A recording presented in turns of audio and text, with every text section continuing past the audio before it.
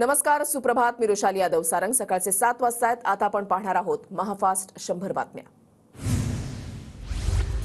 छगन भुजबळ आपल्या वक्तव्यावर ठाम असल्याची सूत्रांची माहिती. पवारांवर टीका केली नाही, पण माझ्या प्रश्नांची उत्तरं द्या अशी भूमिका भुजबळांची असल्याची सूत्रांची माहिती. दरम्यान मी छगन भुजबळांचं भाषण ऐकलं नाही असं म्हणत भुजबळांनी पवारांवर केलेल्या टीकेतून अजित पवारांनी अंग काढलंय, तर बोलताना तारतम्य बाळगा असा सल्ला सुद्धा दिला. बीडमधल्या सभेमध्ये खुर्च्याही रिकाम्या व्हायला लागलेल्या होत्या. रोहित पवार यांचं भुजबळ यांचं नाव न घेता टीका. तेलगी प्रकरणातील चार्जशीटमधली नावं खोडणारा अदृश्य हात कुणाचा, समजने वाले को इशारा काफी होता है. जितेंद्र आव्हाडांचं भुजबळांवर सूचक वक्तव्य. शरद पवार यांच्यावरील छगन भुजबळांच्या टीकेनंतर ठाणे, पुणे आणि नाशिकच्या येवल्यामध्ये शरद पवार गटाचे कार्यकर्ते आक्रमक. भुजबळांच्या प्रतिकात्मक पुतळ्याचं दहन. पुण्यात अजित पवारांच्या बैठकांचा धडाका. मात्र यामुळे चंद्रकांत पाटील गट नाराज. तर पत्रकारांना विचारलं, पालकमंत्री तुम्हीच होणार का? त्यावर अजित पवारांचं सूचक वक्तव्य. शरद पवार सोबत आल्याशिवाय भाजप अजित पवारांना मुख्यमंत्रीपद देणार नाही. विजय वडेट्टीवारांचा दावा. चॅलेंज देऊन सांगतो, अजित पवार मुख्यमंत्री होऊच शकत नाहीत. संभाजीराजेंची प्रतिक्रिया. अजित पवारांच्या बीडमधल्या सभेमध्ये दिसणारी गर्दी बळीजबरीनं आणलेली. विजय वडेट्टीवारांचा दावा. शरद पवार नेहमीच शेतकऱ्यांच्या मदतीला धावलेले आहेत असं म्हणत अजित पवारांनी शरद पवारांच्या कामाचं केलं कौतुक.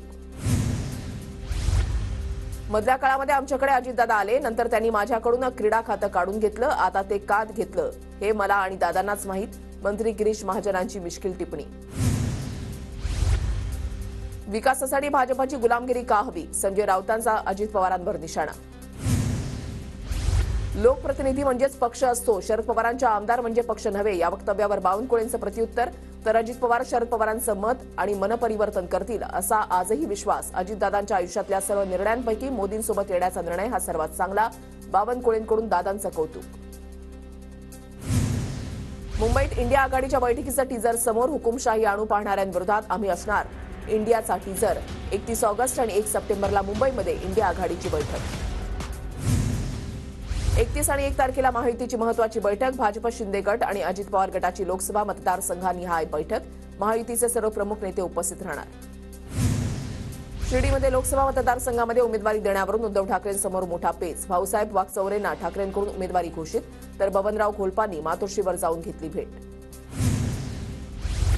ठाकरे गटाच्या लोकसभा निहाय आढाव्याचा तिसरा टप्पा 5 सप्टेंबरपासून. कल्याण ठाणे लोकसभा मतदारसंघाचा आढावा घेणार. तर 8 सप्टेंबरला संभाजीनगर, जालना, परभणीचा लोकसभेचा आढावा घेणार. भाजपकडून 2024च्या लोकसभेच्या तयारीला सुरुवात. लोकसभेच्या 160 कमजोर जागांवर भाजपकडून लवकरच उमेदवारांची घोषणा होण्याची शक्यता. 2019 भाजप हरलेल्या या जागांच्या संदर्भात होणार बैठक. उद्धव ठाकरे कर्तृत्व शून्य आणि वैफल्यग्रस्त. भाजपवरील टीकेनंतर सुधीर मुनगंटीवारांचा पलटवार. नाना पटोले भाजपचा माणूस असं लोक म्हणतात. विखे पाटलांची टीका.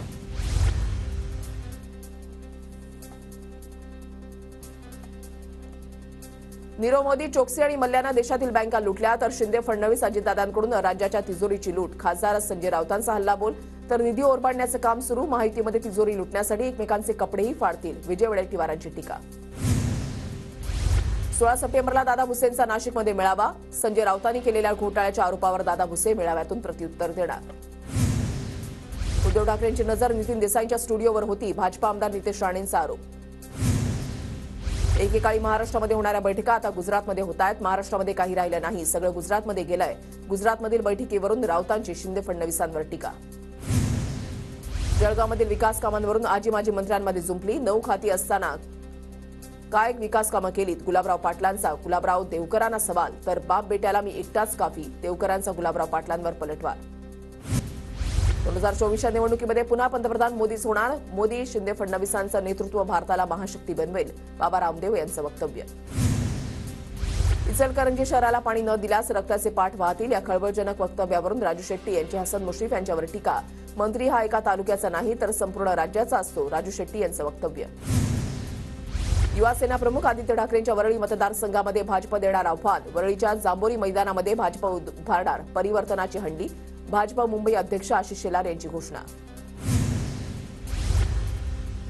खाशाबा जाधवांचा जन्मदिवस राज्य क्रीडा दिन घोषित. अजित पवारांनी भाषणामध्ये केलेली मागणी मुख्यमंत्री एकनाथ शिंदेंनी केली पूर्ण. इस्रोचे आदित्य L1 हे यान 2 सप्टेंबर रोजी सकाळी 11:50 सूर्याच्या दिशेने झेपावणार. सूर्याचा अभ्यास करण्यासाठी इस्रोची आतापर्यंतची सर्वात अवघड मोहीम. चांद्रयान 3नं पाठवलेला नवा फोटो इस्रोकडून ट्विट. रोवरनं टिपलेल्या फोटोमध्ये चंद्रावरील खड्ड्यांची दृश्य समोर. मराठा समाजाचे आरक्षण तसंच इतर मागण्यांसाठी आज जालन्याच्या अंबड तालुक्यामध्ये करणार रास्ता रोको. सोलापूर धुळे महामार्गावर रास्ता रोको केला जाणार. यावेळेला 126 गावांमधून तब्बल 10,000हून अधिक मराठा बांधव सहभागी होणार. पुढच्या वर्षीच्या 10वी-12वीच्या परीक्षेचं संभाव्य वेळापत्रक जाहीर. 12वीची 21 फेब्रुवारी तर 10वीची परीक्षा 1 मार्च रोजी होणार. शिक्षण मंडळानं 15 दिवसात मागितल्या हरकती. राज्यावर दुष्काळाचं गडद सावट. दरम्यान आज कोकण, गोवा, मध्य महाराष्ट्रामध्ये पावसाच्या हलक्या सरींचा अंदाज.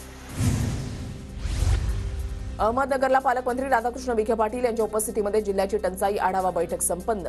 दरम्यान पाण्याचं नियोजन कसं करता येईल याचा आढावा घेत पिण्याच्या पाण्याला जास्त प्राधान्य देण्याचा निर्णय झाल्याची विखे पाटलांची माहिती. नाशिक जिल्हा दुष्काळग्रस्त जाहीर करा. मराठा महासंघाची मुख्यमंत्री शिंदेंकडे मागणी.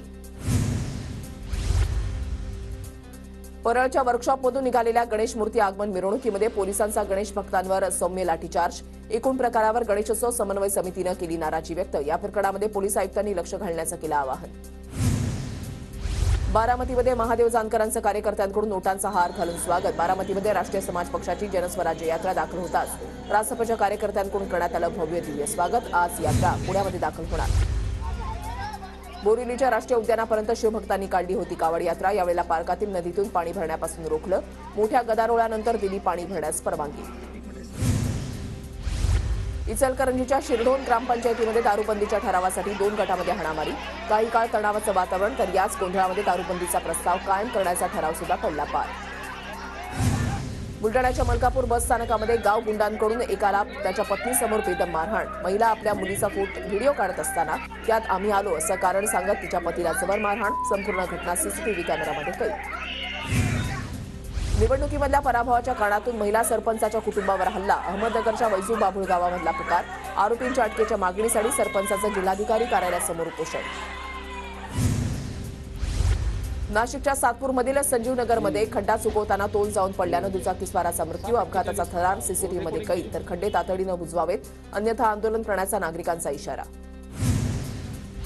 खारघरच्या पांडवकडा धबधब्यावर गेलेल्या 6 मुलांपैकी एकाचा मृत्यू तर 5 जण सुरक्षित असल्याची माहिती. पोलीस आणि अग्निशमन पथकानं मुलाचा मृतदेह शोधून काढला. नागपूरच्या कांदरी कन्हा आणि ते घर कोसळून बाप लेकीचा मृत्यू. कोळसा खाणीच्या ब्लास्टिंगमुळे घराला हादरा बसल्याची शक्यता. सिद्धिविनायकाच्या ऑनलाईन पूजेच्या नावाखाली फसवणूक. ऑनलाईन पूजेची सुविधा उत्सव ॲपच्या माध्यमातून उपलब्ध करून देण्याच्या बहाण्यानं भाविकांची आर्थिक फसवणूक. अहमदनगरच्या पुणतांबा इथल्या ग्रामीण रुग्णालयामध्ये हलगर्जीपणा. प्रसूतीसाठी आलेल्या महिलेला दाखल करून न घेतल्यानं महिलेची रुग्णवाहिकेमध्येच प्रसूती. तर नातेवाईकांनी आरोग्य अधिकाऱ्यांना धरलं धारेवर. कोल्हापूरमधल्या इचलकरंजी शहरासाठीच्या सुळकूड पाणी योजनेला विरोध. दूधगंगा नदीतून इचलकरंजी शहराला पाणी न देण्याचा शेतकऱ्यांचा निर्धार. योजनेच्या विरोधात शिरोळ तहसील कार्यालयावर शेतकऱ्यांचा मोर्चा. बीडमध्ये अजित पवारांच्या सभेनंतर आम आदमी पार्टीकडून केळी वाटप आंदोलन. सभेसाठी लाखोंचा खर्च मात्र जिल्ह्याच्या विकासाचं काय, आंदोलकांचा सवाल. शुद्ध पिण्याचं पाणी मिळावं यासाठी लातूरमध्ये नागरिकांचं शोले स्टाईल आंदोलन. ग्रामपंचायत पाणी पुरवठ्याकडे लक्ष देत नसल्यानं नागरिक चढले पाण्याच्या टाकीवर. शिरूर अनंतपाळ तालुक्यामधील थेरगावमधली घटना. नाशिकच्या इगतपुरीमध्ये पोल्ट्री व्यावसायिकांच्या विरोधात स्थानिकांचं आंदोलन. पंचायत समितीच्या आवारामध्ये कोंबडी खत आणि कोंबड्या आणून अनोखा आंदोलन. रहिवाशांना पोल्ट्री फार्मच्या दुर्गंधीचा त्रास. अमरावतीमध्ये आशा सेविकांना आरोग्य विभागाकडून ऑनलाईन कामाची सक्ती. आमदार बच्चू कडूंकडे आशा सेविकांची तक्रार. अंगणवाडी आशा सेविकांना ऑनलाईन कामाची सक्ती केली तर झोडपून काढू. बच्चू कडूंचा अधिकाऱ्यांना फोन. नाशिकमधल्या बाजार समित्यांमध्ये 1,73,000 क्विंटल कांदा आवक. नाफेडच्या माध्यमातून 41,000 क्विंटल कांदा खरेदी. बीड जिल्ह्यामध्ये दमदार पाऊस झाला नसल्यानं खरीपाची सर्वच पिकं संकटात. कृषी मंत्री धनंजय मुंडेंनी बांधावर जाऊन पाहणी करावी आणि शेतकऱ्यांना आर्थिक पाठबळ मिळवून द्यावं, शेतकऱ्यांची मागणी. नाशिकच्या सटाणा तालुक्यामध्ये पावसाअभावी मेंढपाळ त्रस्त. जंगलातील काही भाग जनावरांच्या सराई करता देण्यासाठी मेंढपाळांचं तहसील कार्यालयासमोर उपोषण. धुळे जिल्ह्यामध्ये पावसाअभावी खरीप पिकं संकटात. 1.5 महिन्यापासून पावसाच्या दडीमुळे जलप्रकल्पामध्ये सुद्धा कमी साठा.